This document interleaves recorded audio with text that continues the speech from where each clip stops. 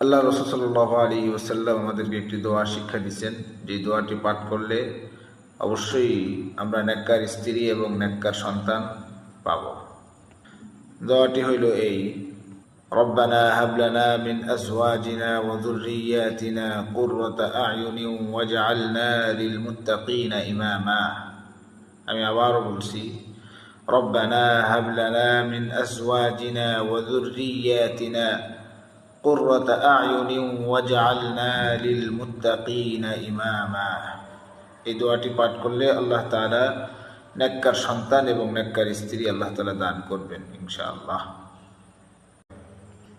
বিবাহ হয়ে যাওয়ার পরে স্বামী স্ত্রী উভয়ের জন্য একটি দোয়া আল্লাহ রাসূল সাল্লাল্লাহু আলাইহি ওয়াসাল্লাম শিক্ষা দিয়েছেন, যে দোয়াটি বিবাহ হওয়ার পরে উপস্থিতগণ পাঠ করবেন। দোয়াটি হইল এই: বারাকাল্লাহু ওয়া বারাকা আলাইকা ওয়া জামাআ বাইনাকুমা ফি খাইর। আমি আবারও বলছি, বারাকাল্লাহু ওয়া বারাকা আলাইকা ওয়া জামাআ বাইনাকুমা ফি খাইর। শ্বশুর, মেয়ে এবং জামাইয়ের উদ্দেশ্য করে এই দোয়াটি পাঠ করবেন। আল্লাহুম্মা ইন্নী উঈযুহা বিকা ওয়া যুররিয়াতাহা মিনাশ শাইতানির রাজীম। এই দোয়াটি পাঠ করে একটি পাত্রে পানি নিয়ে সেই পানির ভিতরে ফু দিয়ে মেয়ের বুকে এবং মাথায় পানিটি ছিটিয়ে দিবেন। তারপরে আবার দ্বিতীয়বার এই দোয়াটি পাঠ করে সেই পানির ভিতরে ফু দিয়ে জামাইয়ের মাথা এবং বুকে, শরীরে পানিটি ছিটিয়ে দিবেন।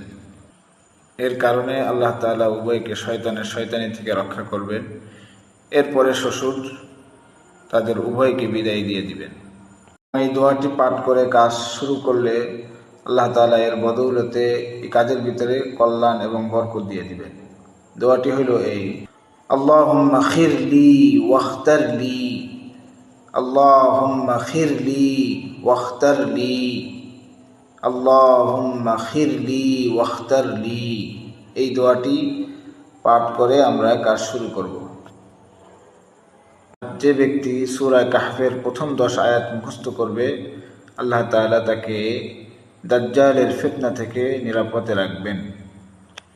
হযরত ওমর রাদিয়াল্লাহু তাআলা আনহু একদিন এক যুবকের দিকে তাকালেন এবং বললেন, হে যুবক, তুমি যদি 3টি জিনিসের অপব্যবহার থেকে বিরত থাকতে পারো তবে তুমি যৌবনের ক্ষতি থেকে রক্ষা পাবে।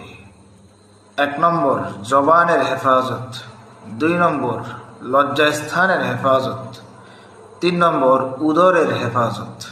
3টি বিষয় ছাড়া ঈমানের স্বাদ পাওয়া যায় না। 1 নম্বর সহিষ্ণুতা, যা দ্বারা সে মূর্খতা প্রতিহত করবে। 2 নম্বর তাকওয়া, যা দ্বারা সে হারাম কাজ থেকে বেঁচে থাকবে। 3 নম্বর উত্তম চরিত্র, যা দ্বারা সে মানুষের সাথে সৌজন্যমূলক আচরণ করবে।